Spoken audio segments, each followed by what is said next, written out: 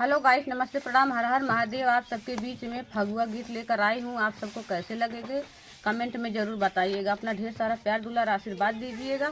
हमारे वीडियो को लाइक और चैनल को सब्सक्राइब करिएगा। काना खोरी में हो, काना खोरी में होली मचावे, घरे नहीं आवे।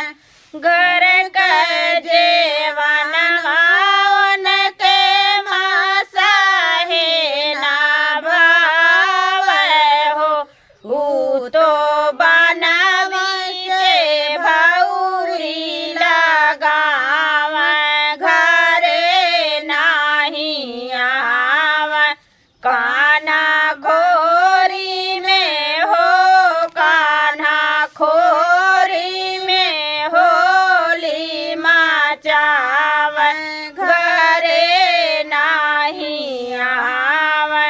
घर के गेड़ुआ वन के मासाहे ना भावे हो, ऊ तो बना बीजे कहारा बसावे, घरे नहीं आवे। कान्हा खोरी में हो, कान्हा खोरी में होली मचावे, घरे नहीं आवे।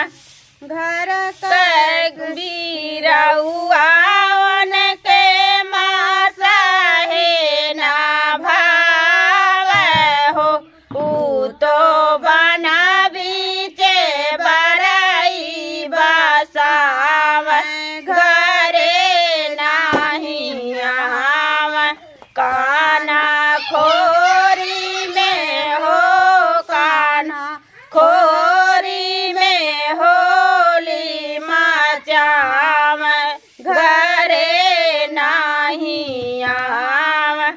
घर कैसे जरियावन के मासाहे ना भावे हो, ऊ तो बना बीचे खुश की चटैया बिछावे, घरे नहीं आवे।